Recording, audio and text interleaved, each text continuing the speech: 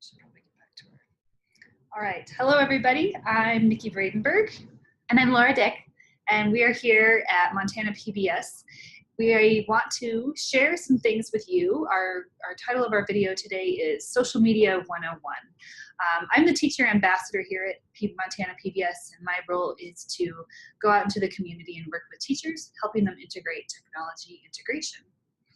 And I'm the digital content and marketing manager. So I handle just about anything from managing all of our social media platforms to updating our website, creating digital strategies and marketing strategies, doing email campaigns. So social media is just one of the many hats that I wear here at Montana PBS. We decided to join forces to create this workshop for teachers. Our audience is teachers that maybe aren't using social media at all, or perhaps just starting to dip their toes into social media and maybe wondering how this might work for you as a teacher, as well as how you might use it with your students. So these are our intro slides. I'm a Twitter fan, and my favorite app is the Stitch Fix app, if anyone's used that, where you go through and yay or nay on clothing. And I love my Edu blogs and my Edu podcasts.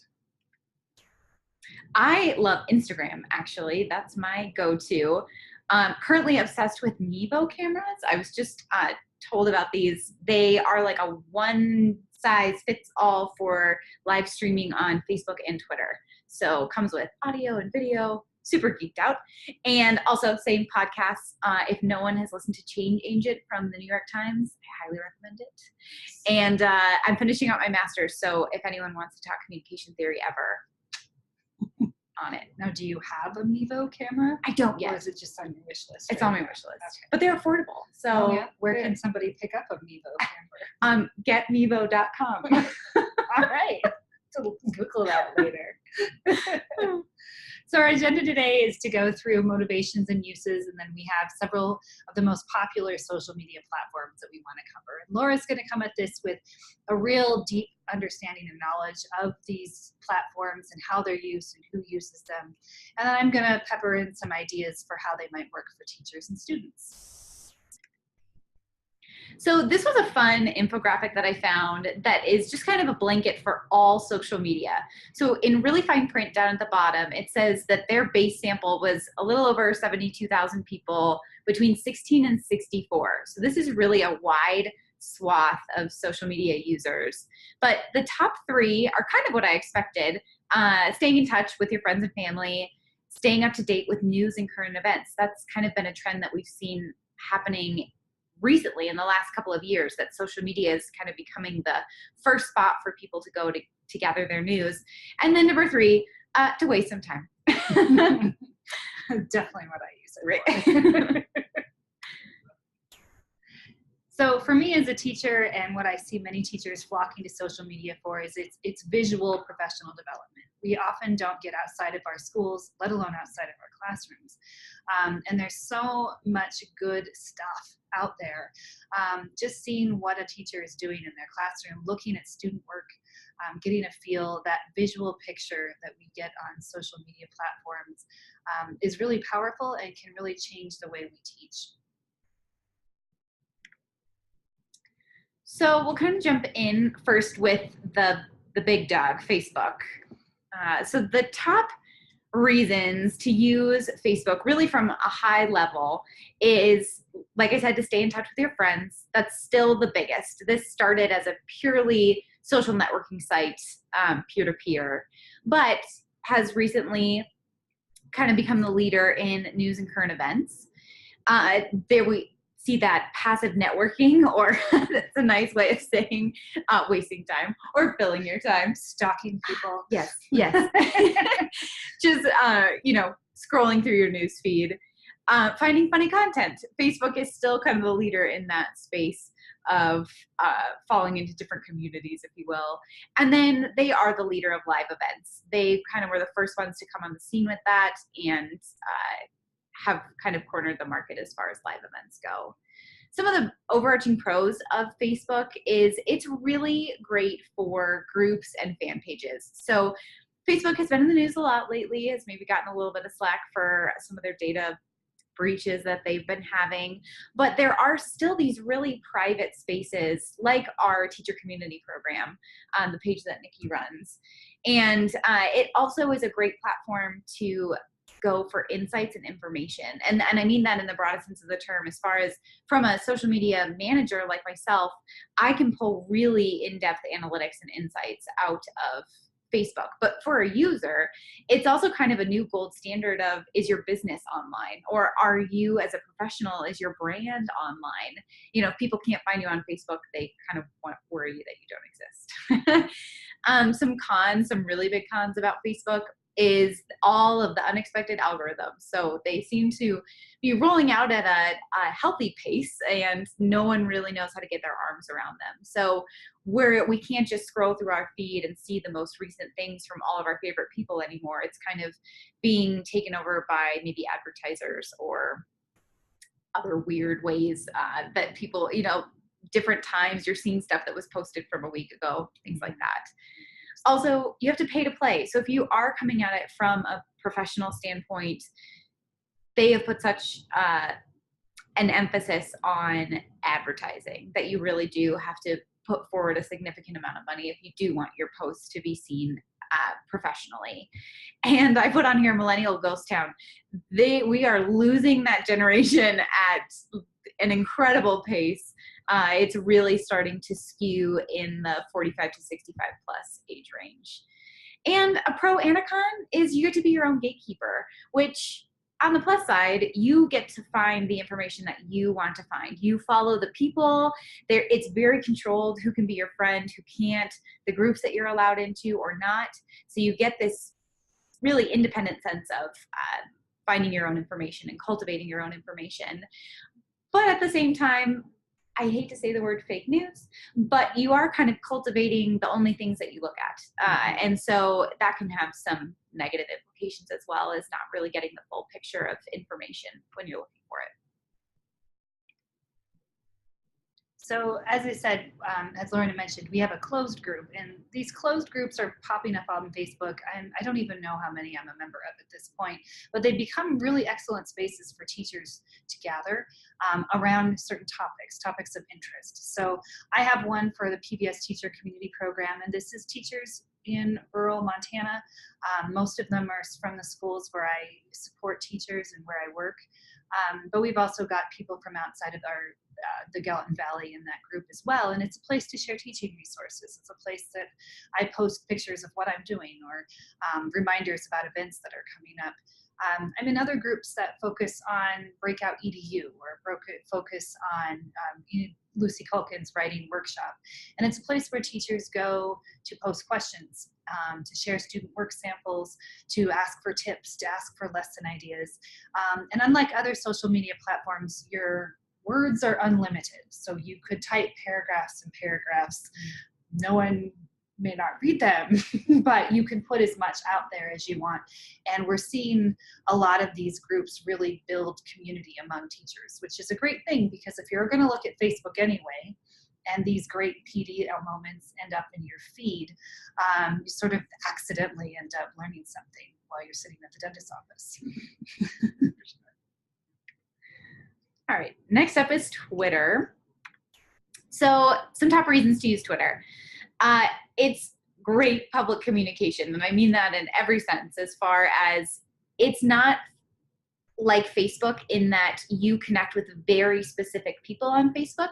Twitter is, you are getting up on a pedestal and connecting with everyone around you.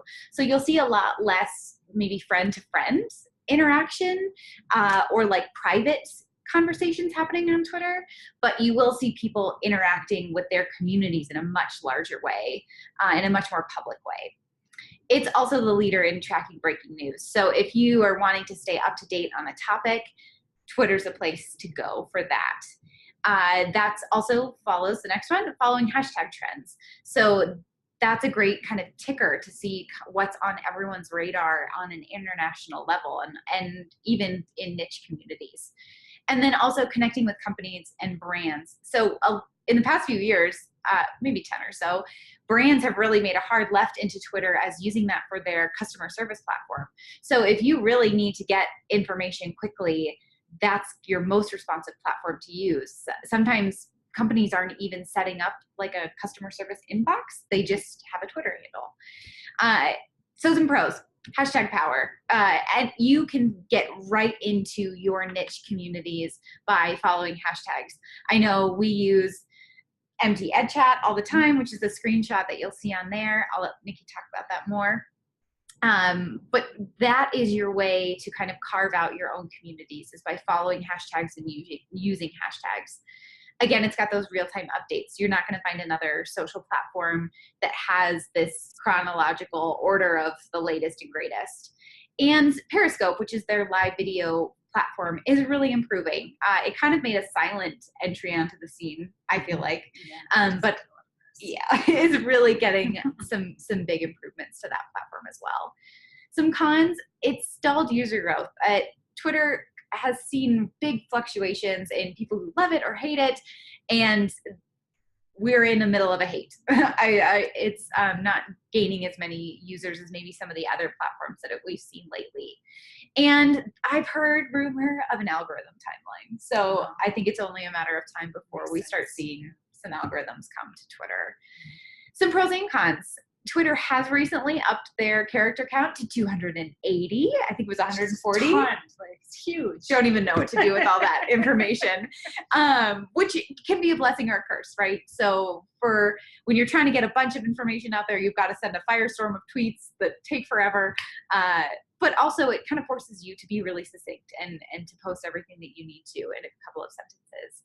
And it can be a little bit intimidating for novice users. I know you put a screenshot up there about participate, but sometimes it's kind of hard to filter out the noise that's happening on Twitter and to know how to get into those niche communities. Right. There definitely is some user time. It takes a while to get the hang of it. Yeah, sure. So Twitter for teachers is something that's blown up in the last decade, I would say. And for me, Twitter is where I go to be inspired by like-minded peers in the world of education.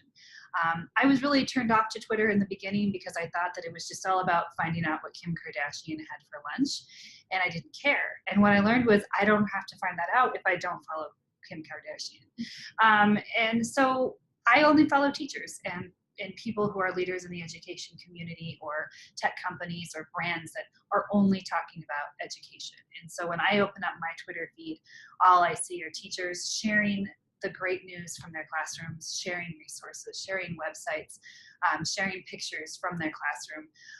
For me, Twitter is a real community of like-minded peers that I can go to with a question and get multiple answers. The hashtag that I follow the most is Montana Ed Chat. Twitter chats is a discussion that happens online, and there are a lot of different organizations and groups that have these Twitter chats. Ours is on Tuesday nights at 8 p.m., and I'm one of 3 co-moderators, and I've been doing that for a few years now. We meet every Tuesday night at 8 p.m. For an hour. We have about 6 questions that get thrown out there, and they're always about a broad education topic that anybody K-12 plus could participate in.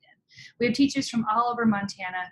We've had as few as 5 people up to as 50 people in one evening interacting. We have out-of-state people. We have people from out of the country get involved. We have a regular from Canada that comes to our Twitter chat. Yeah, and it's been wonderful. And then outside of the chat, anything I post on Twitter, I tag with Montana Ed Chat, because it's PD where you are when you need it. So if you missed the chat live, you can go in and you can take a look at what happened and what people said and what they shared. We also offer OPI renewal units. If you participate in Montana Ed Chat, a quick form that you fill out to talk about what you learned and how it will impact your classroom. And then I send you those renewal units if you're here in Montana. Now, one tool to use if you're new to Twitter and you're new to Twitter chats and you want to really clean up that chat experience is to use Participate. Participate over the years has evolved from a website, a resource page, into this realm of Twitter chats. And you can go to just the Montana Ed Chat page, and all you see is just the tweets happening in that chat. You don't get anything else on the side. And you can slow down the chat so you can read it at your own pace, which is a really nice stepping stone if you really want to just focus on what people are saying. All right, Instagram up next. So some top reasons to use Instagram. this is the place to connect with teens and millennials. If you want to know what that age group is up to, this is where you're going to find them. I read a study that said 32% of that age group said it's their number one most important platform that they use. And also, it's just visually pleasing. It's not such an pretty, yeah, right? It's not so overwhelming as maybe some of the other platforms are. And interestingly enough, it's also the best platform to reach an international audience. It kind of gained popularity outside of the US first. So you have kind of a much larger stage than people may realize. And they are also a great place as well for live events and behind the scenes. So each platform kind of has its own video quality, and I'll summarize this once we start talking about Snapchat. But Instagram is really upping their game as far as their video quality. I'd say it's kind of the intermediate. It's not the big dog Facebook Live, and it's not as granular as Snapchat videos. It's a really happy medium. It's a great place to get out quick videos, do live events, and captivate that teen millennial audience that you're going for. It's also a great place to build community. It's that same selective, you can choose who you want to follow, who gets to follow you, and building community around that, whether that's through hashtags or just the people that you follow on there. Some pros, again, it's visually pleasing. It's really nice to, passively network through Instagram. And they're seeing continued user growth, rising year over year. And they just rolled out a feature that you can publish from your desktop. So every now and again, I'll use Instagram on my desktop. It's the same experience as it would be on a mobile. It's just a little bit bigger, which is nice. They were acquired by Facebook a few months ago, last year. I can't remember when that happened, recently. Yeah. And so unfortunately, they are now part of that sorting algorithm that we have come to love and hate. So the good old days of Instagram, when you could just scroll through chronologically and see everything, those days are no longer. So you're kind of getting the same out of order. It might be harder to follow certain people or brands or topics that you want to, unless you specifically follow that person. Like a couple extra steps to do that. And they are starting to give advertisers priority. So you might see some more ads popping up in your Instagram feed. It is nice, though, if you post something to Instagram, you can also post it to Facebook and Twitter. They do have that built in as well.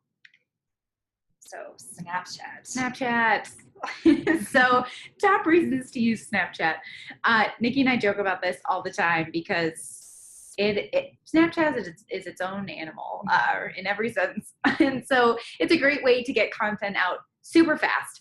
I mentioned earlier, it is probably the lowest standard as far as video quality goes, but I put that as a pro in here. That's quickly changing. Snapchat is really starting to attract some quality video producers. So I think it's on their radar that maybe they have gotten a bad rap for their video quality, and we might see that improve in the coming months, years. It's direct peer-to-peer communication. Really, it's a lot of brands and companies and professionals have struggled with how to kind of break into Snapchat, because the people who are on, the younger generations who are on Snapchat, are using it to talk to each other. They only want to interact with their 10 friends that they've got on there, and that's it. So it's still kind of a thing that we're trying to get our arms around as far as how do we interact with others. But if you're using it for a peer-to-peer kind of professional development standpoint, I think it's great. I think it's that more instant private communication. It could be a fun way to just share a quick little thing that you learned that you could implement in the classroom, something like that. Also, I listed here as a con, Snapchat kind of came on the scene with a negative rap. There was maybe some risque connotations with Snapchat, and that's definitely gotten better. I think the generation that's using it has kind of taken it over and redefined how they use that platform. So that's not as much of a thing as it used to be. And pro and con, again, you've got selective communication. So from a professional development standpoint, that might be a little more difficult to reach others, but if you're using it in a one-on-one context, this is a good platform. So one way we've seen Snapchat enter the education scene is there's a teacher, her name is Tara Martin, and she loved Snapchat. And she was mostly trying to learn about it because her son was using it so much, you know, and so good teachers, good parents, you figure out what the kids are doing because how you keep them out of trouble. And she realized that this was a great annotation tool. And so in this day and age of close reading and having kids react to what they're reading and provide evidence for what they're thinking and relate it back to the book, as well as making their thinking visual, Snapchat and its filters provide that. Now, Snapchat isn't available for kids under the age of 13, which makes it not really a great school tool. So what Tara Martin did was to take the idea of Snapchat and create book snaps. And here you can see a couple of examples, and these are from Shelley Emsley up in the Sealy Swan area, and she teaches 5th grade. And her students took a picture using their Chromebook webcams. They imported that picture into Google Drawings, and they used images and shapes from the Google Drawing tool to annotate over top of the text. Then they inserted those in a Google Doc, shared it with their classmates, and talked about what they learned. Amazing visual thinking and wonderful and a great learning activity. You can follow #BookSnaps on Twitter and see a ton of examples about how these are being used to teach kids to annotate text.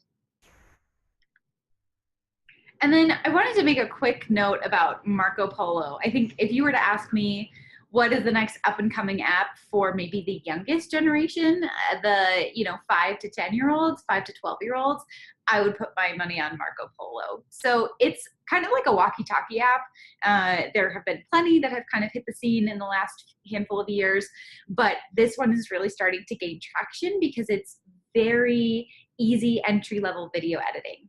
And it's a little semi-private, so you can select who is in your network and who you send videos to. But just in communication with other professionals, they're seeing this age group, those 5 to 12-year-olds, using it to communicate with whoever, the adults in their lives. Grandma, Yeah. cousins. You can set up like whole family networks and then share videos back and forth. The screenshot you can draw over them. You can change your voice. It's got like a robot voice that kids seem to be addicted to. And so it's a little more of a controlled environment, but it's really, really popular with that age group. So that would be my best guess at maybe. If you've got a kid who's interested in interacting on social media, this is probably a good place to start. Yeah.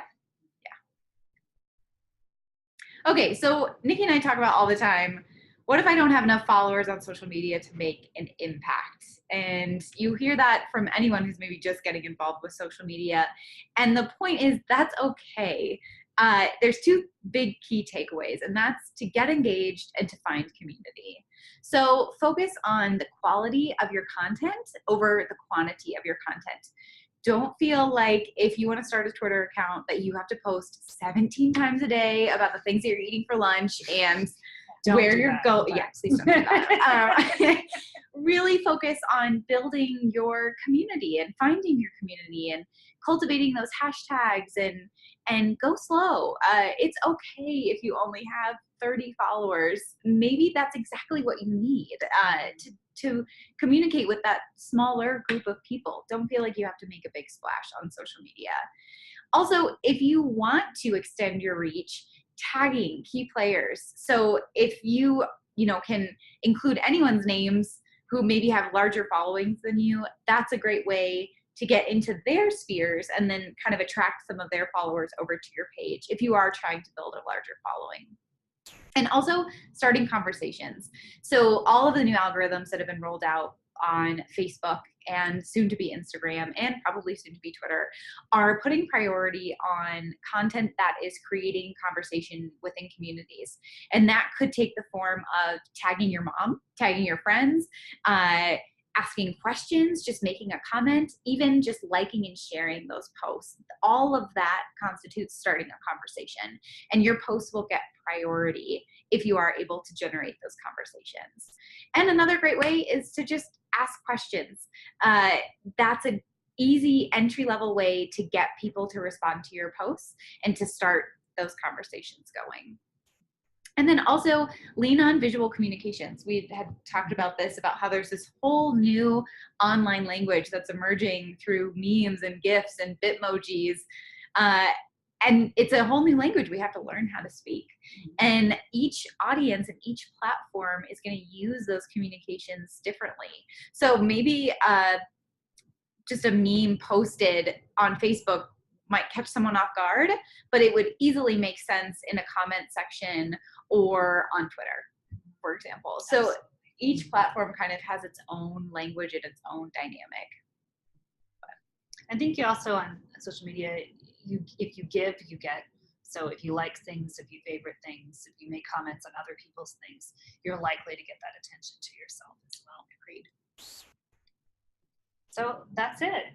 So thanks for tuning in, and we hope this was useful. Let us know in comments if you liked what we had to say, and if you have any questions. Here's how you find us in all matters of communication these days, and we look forward to answering your questions.